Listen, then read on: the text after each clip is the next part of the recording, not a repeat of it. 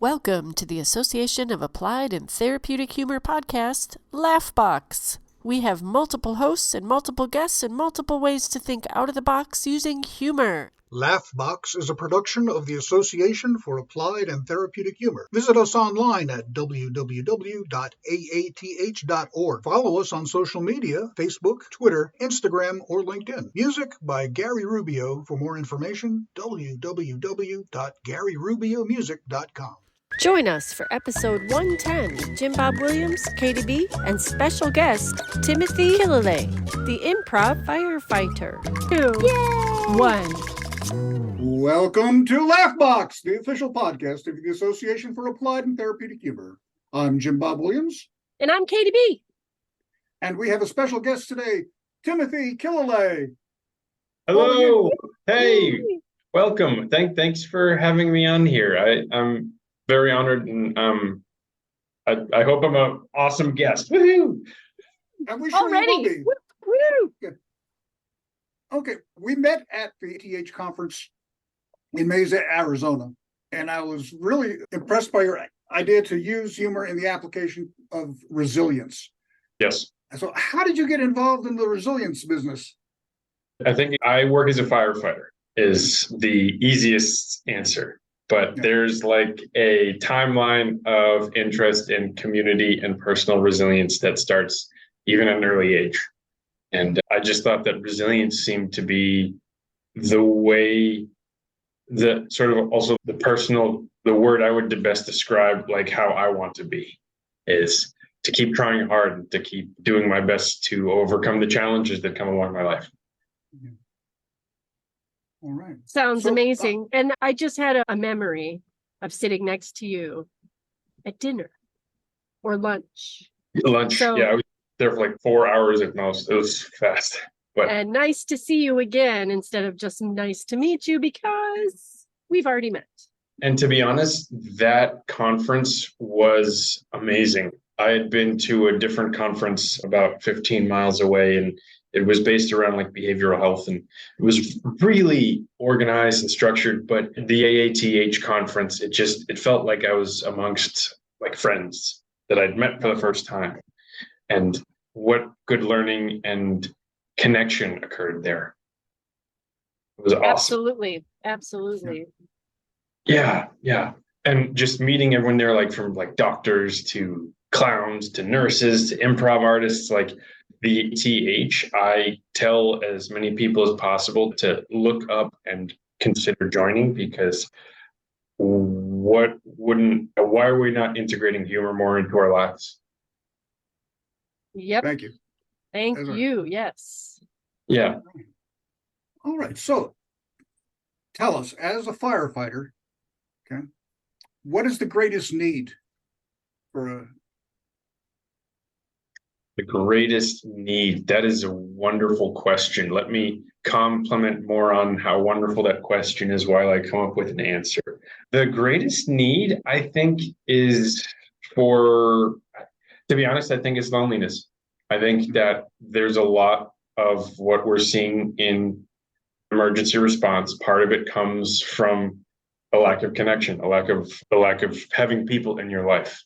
There are different ways that this plays out if, for instance, my name is Mark, I'm 22, I'm living on my own for the first time. And you know what? I decided I'm going to make chicken wings. So I put the chicken wings in a pan, and then I turn the stove top on, and all of a sudden it starts to smoke, and the fire alarm goes off. And, oh no, what happened? I didn't have anything to put a medium to cook the chicken wings in, like an oil. And this is a kind of an example that I have, is like this imaginary person didn't have other people in their life to teach them how to cook or something like that. And part of that comes from maintaining connection and reaching out to people. And in that way, like maybe Mark wanted to prep chicken wings for friends and then decided, okay, I'm inviting friends. I want to do it the right way. Yeah. Let me look up this process and prepare it the right way. I think loneliness also plays out in different ways, in that if we don't have our support networks, then what does anxiety look like in a medical sense? What does aging in place look like in a medical sense? And how important is it for someone to stop by and just see how you're doing every day? I think that's the greatest need, is connection. Beautiful. Yeah. Okay, that's fascinating, because I know there's been a lot of talk about, the epidemic of loneliness in the United States. Actually, it's pretty much a civilized world. Okay, the lack of community, and I know I've noticed over time less people getting involved in volunteer organizations. So that is an interesting perspective, because where I have been in the last couple of years post-pandemic is trying to get involved and volunteer. With the free time that I have, I really like adventure. And part of that could be like fishing for bicycles that were thrown into a river, like for trash cleanup. Wow, what kind of bait do you use for that? A magnet. I don't even have to use bait. The bikes come to me. They jump right out. And honestly, I have a lot of fun, because I take the hook, I throw it in the water, and then you're just pulling the rope, trying to get a purchase point with the bike. And it's a wonderful thing to be using your muscles for something good, instead of, if people see you doing that and friends see you doing that, sometimes they want to join. So it does become almost a volunteer effort. Yeah. But there is, in my state of Rhode Island, an organization called Cozy Roadie Litter Cleanup Group. And they formed out of the end of the pandemic as a way to get people together and do something good. And I joined that group for a bit and helped out with my understanding of what trash cleanups were. And then I'm moving on to other things, because I love new adventures and stuff. But that's a wonderful example of civil society reorganizing, people getting together to do a good thing. And then after, you celebrate it by grabbing a coffee or maybe going out and getting a beer after. I think that is what has helped a lot of people, I guess, combat loneliness in Rhode Island in a way. Lovely. That's great. Yeah. And loneliness. Yeah. Sometimes you can be surrounded by people and still feel lonely. Yeah. And I think that, I don't know about you, but sometimes it feels good. All right, I can be amongst people, but I always don't have to be with them. How do I put it? Maybe that's the introverted side of me. Yeah. Sure. But that's very different from a sense of loneliness in a group or in a community or in a relationship, partnership. That sense of not feeling connected to even the people that you're closest with. Yes. Yeah. And you're absolutely right. I'm sure you've observed that amongst your cohort and stuff like that. All right. Okay, I've seen it, and I think just before we move on from the topic, play, laughter, improv, I think are all tools for combating that sense and creating a different kind of bond. Yeah. I think with play and laughter and humor, I think comedy is probably the easiest way to access that. But to be a 38-year-old man and to figure out, wait, how do I play? That takes vulnerability. Yep. I think I have a couple of Nerf guns in the background here.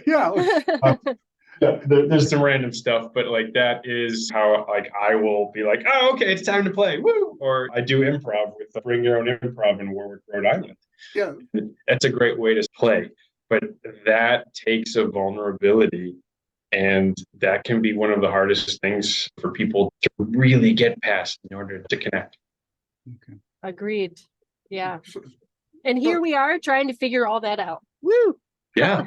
We got a tool. All right. Okay. Tell us a little bit about BYO, Bring Your Own Improv. And I saw, sorry, you've been stalked by me on social media. I love your jokes. Oh, thanks. They're awesome. Were you developing an ESL class for using improv?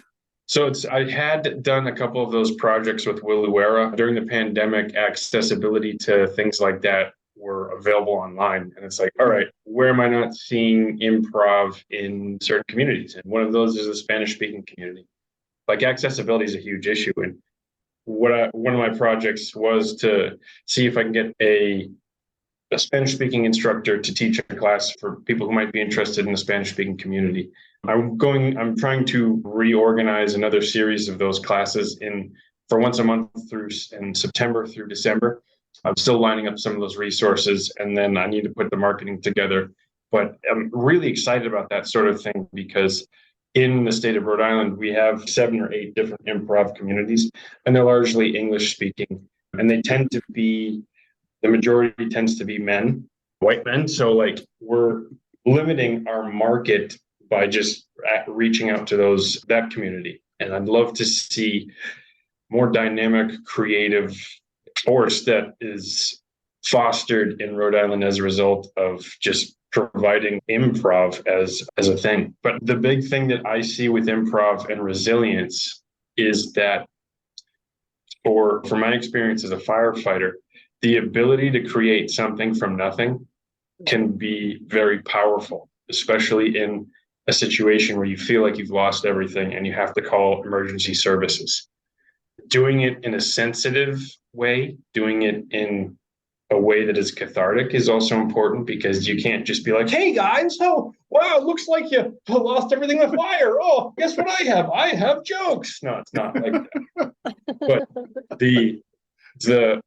the process of improvisational creativity versus improv comedy, I think, can be a powerful and cathartic way to help us process certain things. I wouldn't call it therapy, definitely not therapy, but I think that it has a purpose in maybe emotional first aid.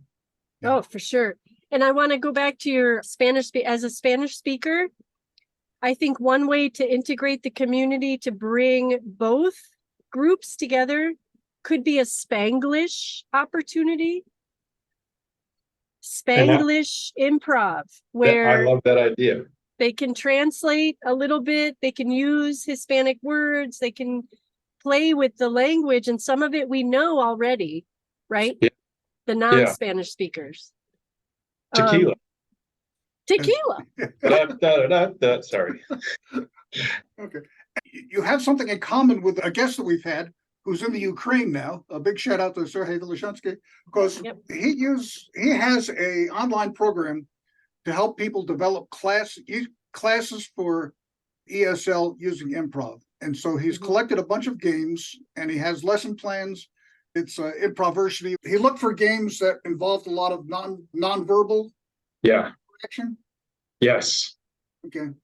And that helps a lot because it's a common. You don't have to be an expert. You don't have to be bilingual to play some of these games. I would love to learn more about this and connect more after the episode. And if I need to, I'll invent a time machine to send myself a note 6 months from before, so I can like really get into it. That sounds amazing. Yeah. It's real fun. And okay, so then I also noticed that you've been doing a little bit of running recently. Yes, so the resilience piece was this plays into it, because when I was 16, I ran my first marathon. Wow. Definitely, in the perspective of other high school classmates may have been different, but I was like, I did my own thing in high school. Like I might have joined the cross country team and track, but I did my 6-mile run. Like I'm training for the marathon. So that was a big thing. And running for me has been, even when I was younger, a way to process emotions. And physiological part of it, where you have the increase in endorphins and like positive, I think serotonin too, I'm not entirely sure, but there are a plethora of benefits to that. So like I've always been a big runner. And when I think there's an organization I volunteered with about 10 years ago called Dream Far High School Marathon Team. And they're based out of Newton, Massachusetts, where they've expanded their program to more than a couple of high schools, but they teach non-athletes to run a marathon safely. And running for me has been, fitness, I think, is an important part of how I identify with my resilience. But I think fitness for some people is hard. And instead, I like to think of it as movement. And I can relate to that because I entered my first marathon when I was 16. And I'm going to finish next Thursday. Yay! It looks like you're finishing safely. That's important. You got to stay within your limits here. So if you had to run a long race, where would you want to run it? So it's almost like where would you take your vacation? But I think I would run it actually back in my old neighborhood, Sheepshead Bay, Brooklyn, because you could run along docks.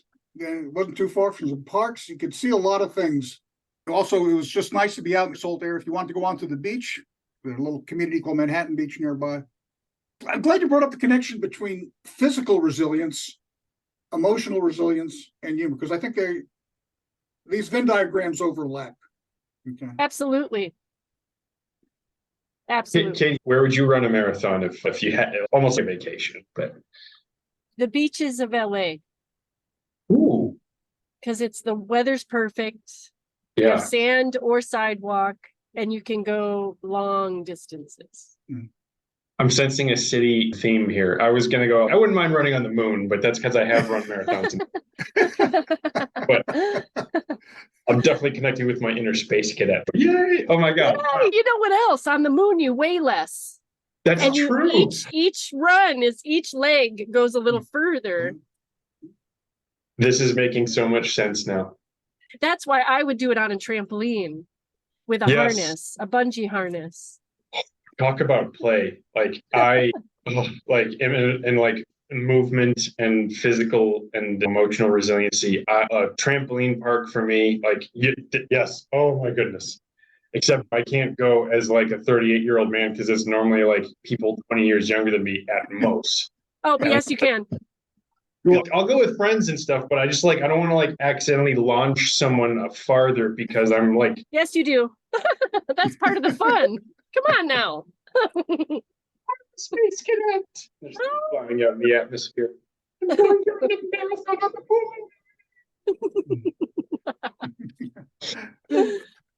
moon. So, in your career as a firefighter, do you get a chance to use humor? Yes, all the time. But the nuances are important. There's kitchen table conversations where we'll talk about the job. And a lot of the times humor is a way to process certain difficult calls or to address what we would want to see improvements in the team we're working with. Other times it can be unabashedly random. Sometimes I'll have a call where we're responding to a person who maybe 80, 85 and they've fallen. And I go in there with this compassion and holding their hand, did you fall? And then the patient goes, what do you think? And it's great. And you start a conversation so humor finds itself in different ways, but the application of it can be important because good comedy punches up, doesn't punch down. How do you process that sort of thing through a joke? Go ahead. Nope. No, you go ahead.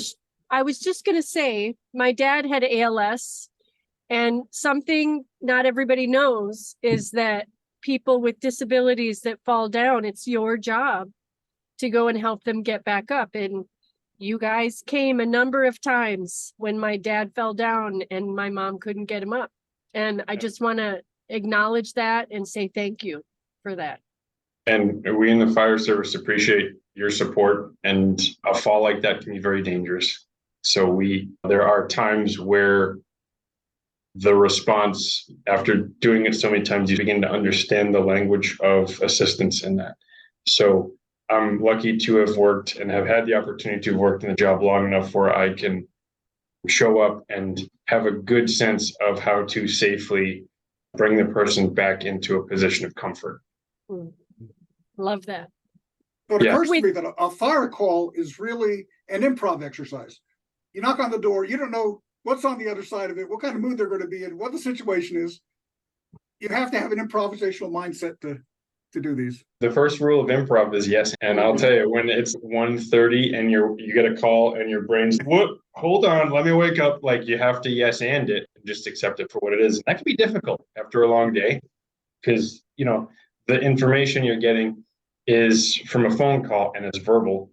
And the person who's giving the information is generally in a place of maybe their cognitive processes are not accessible as much because of like a state of panic.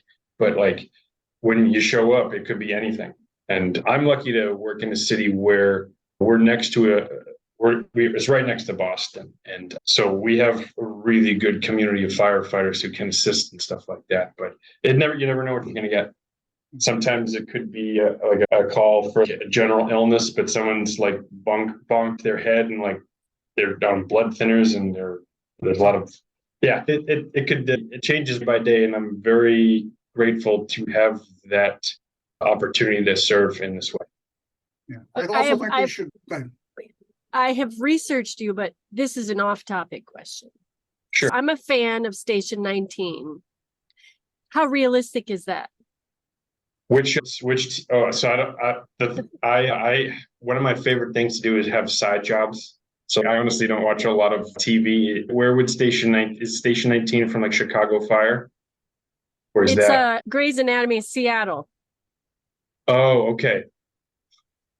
I'll tell you this, from what I've seen in Chicago Fire, it's a little bit less dramatic than that. It's quite boring.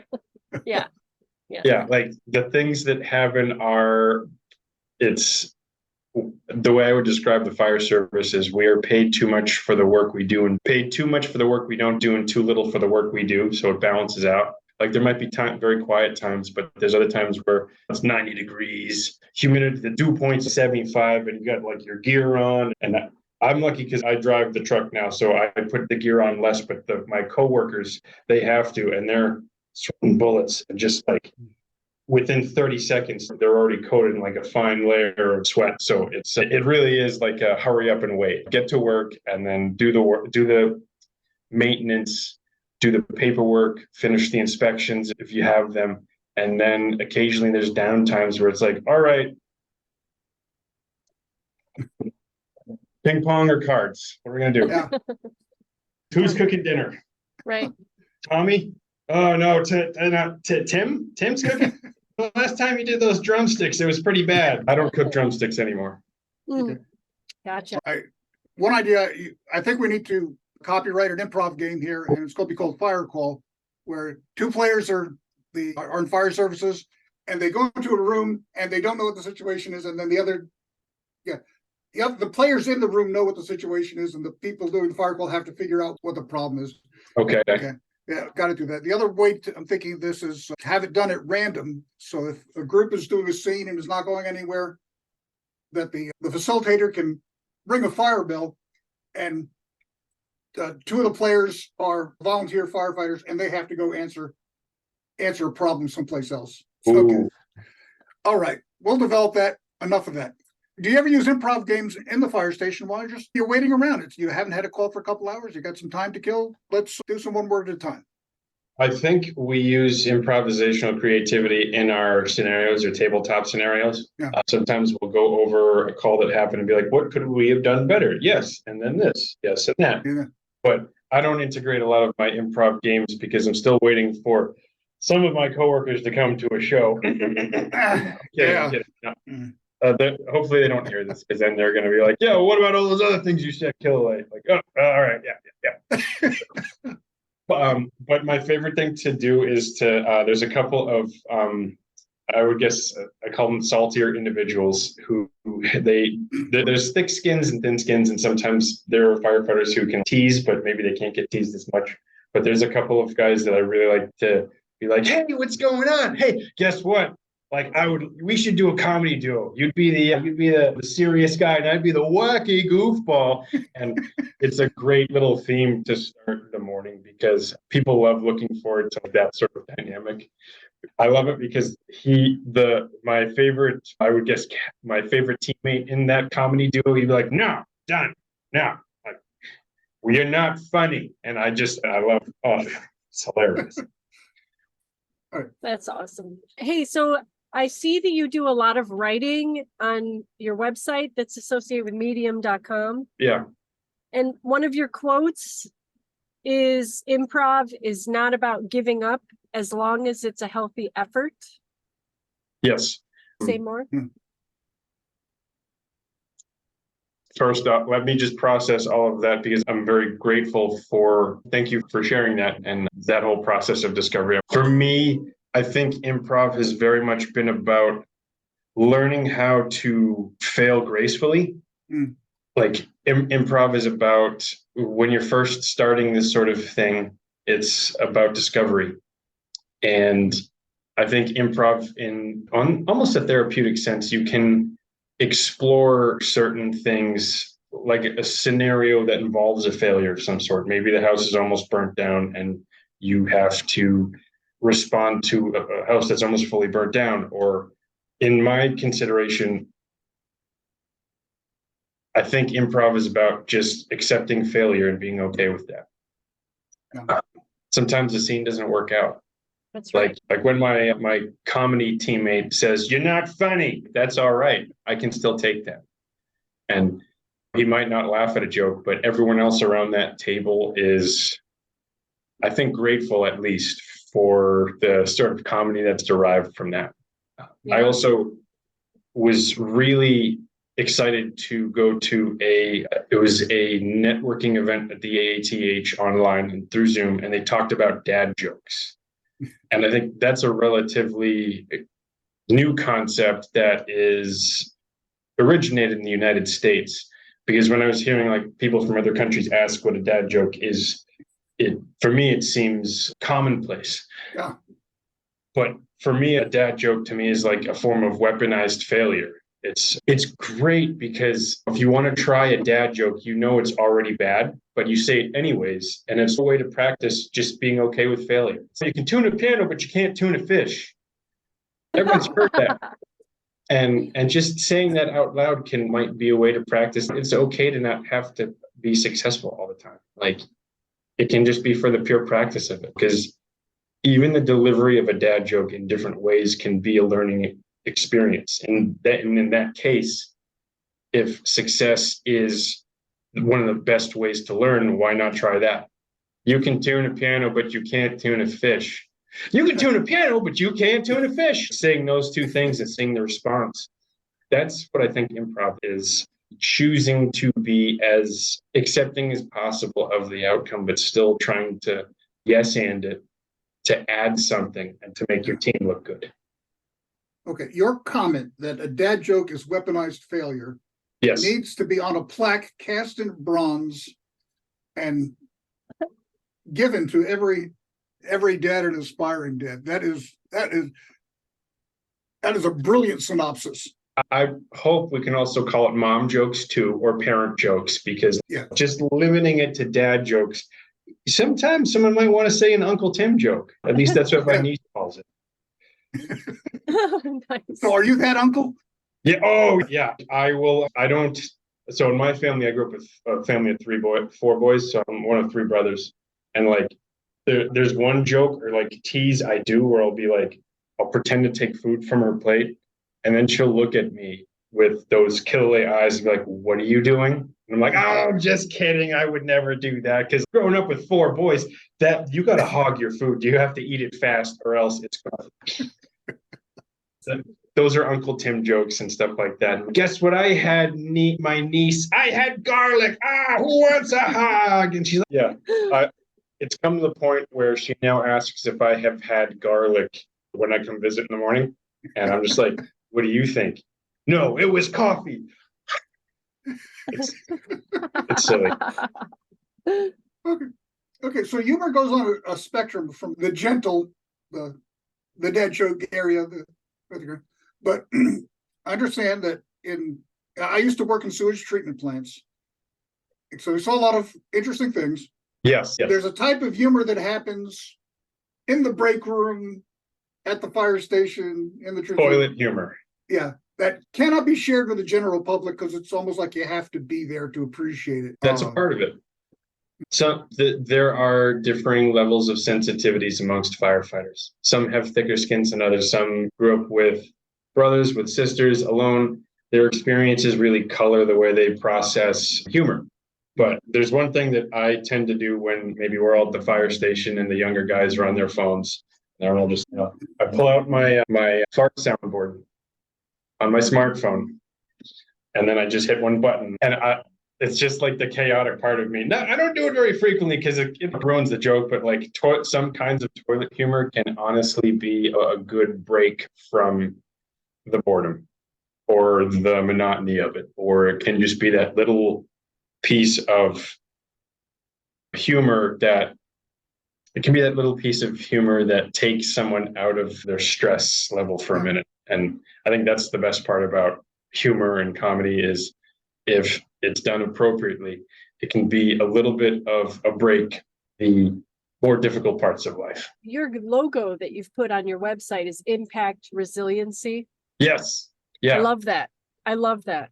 Thank you. Yeah, that's an old brand, and I'm trying to figure out what to do with it now, but it is with my, how would I put it? I call it YADHD, not ADHD, because I've been very fortunate to have very supportive parents and a network of people that will help guide me on my inspirations, and Impact Resiliency is one of them. But it's now I'm looking at different ways to use that, because Impact Resiliency is like, I feel like it is a kind of a cool brand, but like, how do you communicate that to clients or customers in a way? And what do those two words mean put together to you?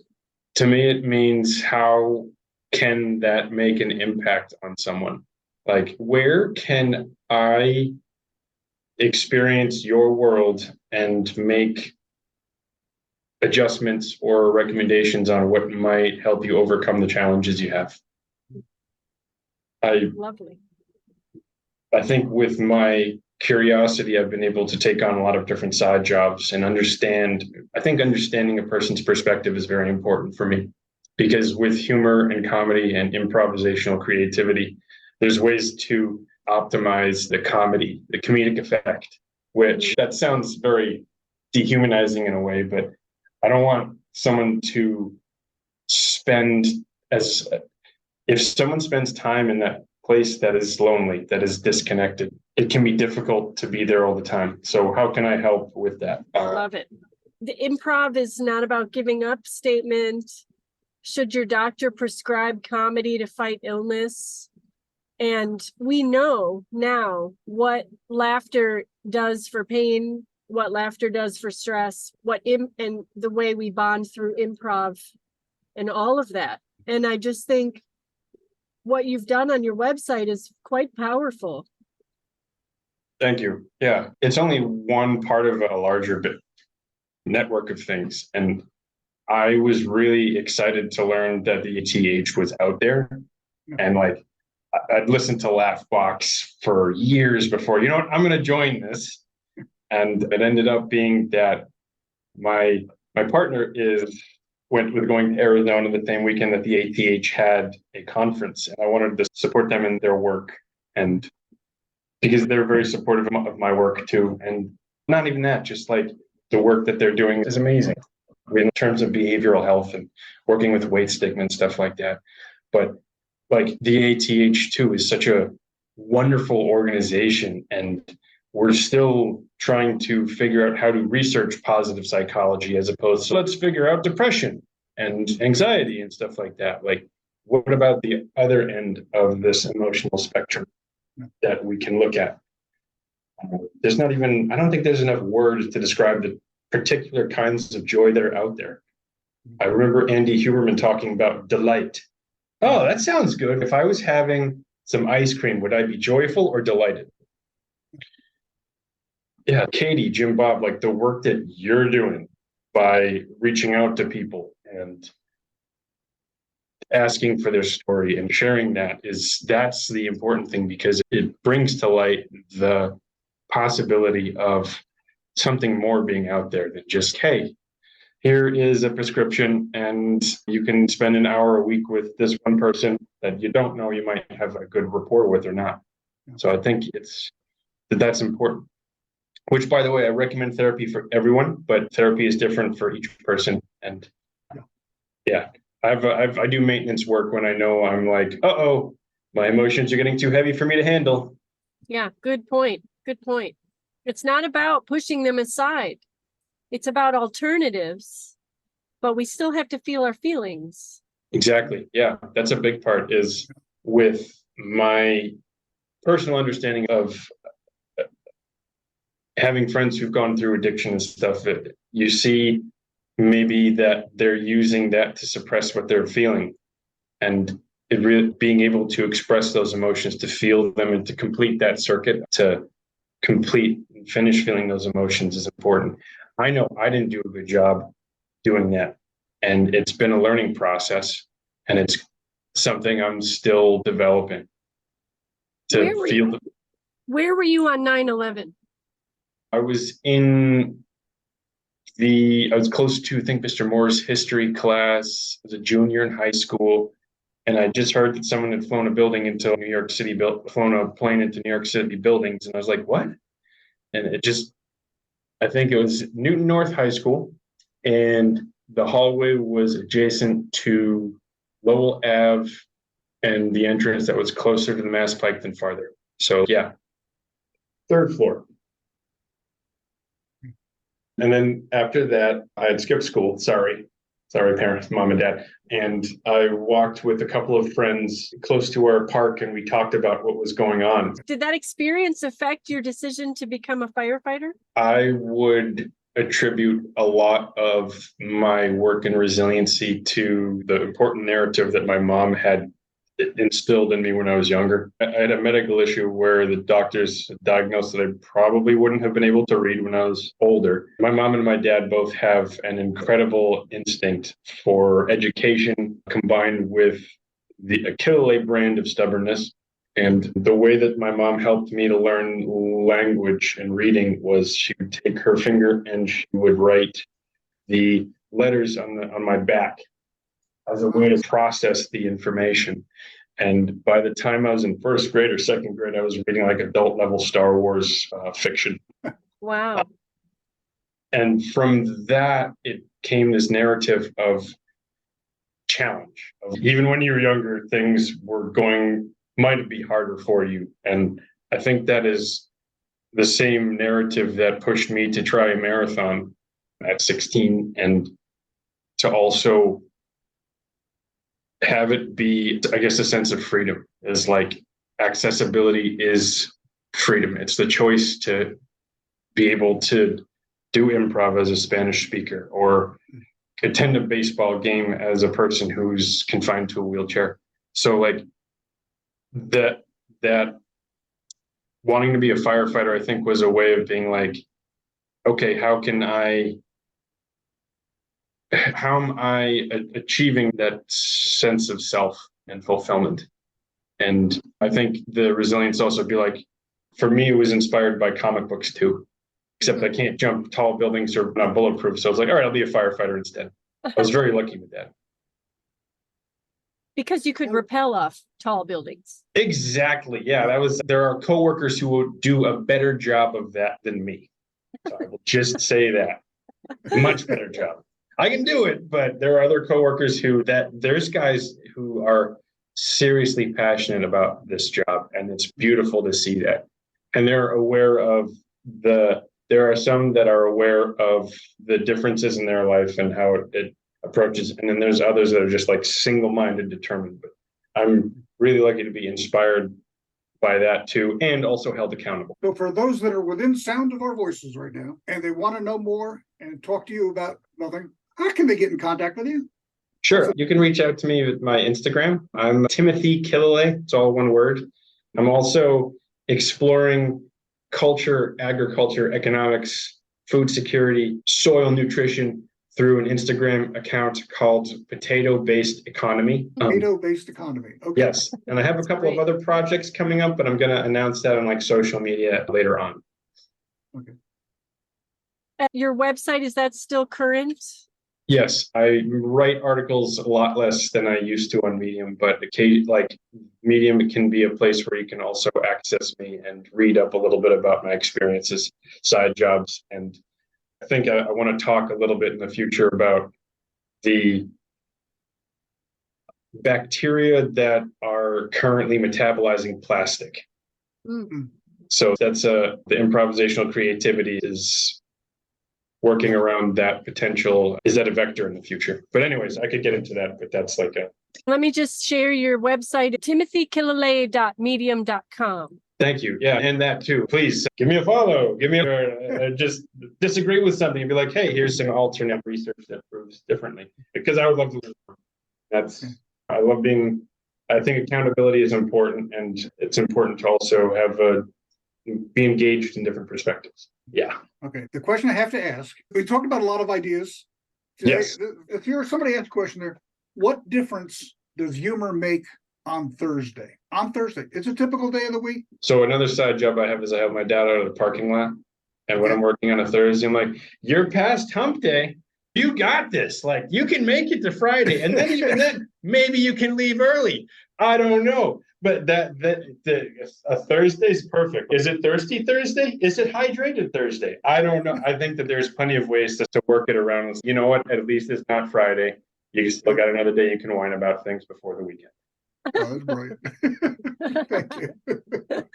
So great. And since your website's still current, I'm just gonna, what you really appreciate, Timothy Killilea, is a good conversation. Yes. Feel free to comment on his website and he will try and get back with you. He wants to keep updated on the development of impact resiliency, whatever comes next. Yeah, whatever comes next. I'm also a big fan of dinner table conversations. I think food's a great way to connect over things. And who doesn't like potato chips? Unless you have an allergy to nightshades, which I get. Yeah, the whole food is one of the original ways we connected.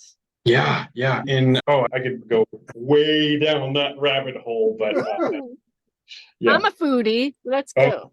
One of my side jobs was I was the assistant to the founder of a Paleo bakery. Oh, Yes. So lots of, I love side jobs. It's kind of fun. I consider writing a book about your side jobs. Yeah. Next level side jobs. It could be like a hustle economy or something. I don't know. Yep. Yeah. They get kind Oh my God, I couldn't. I like writing, but it's just experiencing is the most important thing. So I encourage everyone out there who's listening to this, if it's safe, consider the experience. As long as it's safe and it has your consent, maybe it's not a bad thing. Are you in the Humor Academy? Not yet. No, I have to sign up for a bunch of different things, but the Humor Academy, I think, would be a next level, like, increaser of my talents, because the ATH is something there's a depth to it that I still have not reached its deepest part yet. So I have a question. Would you rather scuba dive for a bicycle or rappel off a tower? Scuba dive for a bicycle, because then I'm at the beach.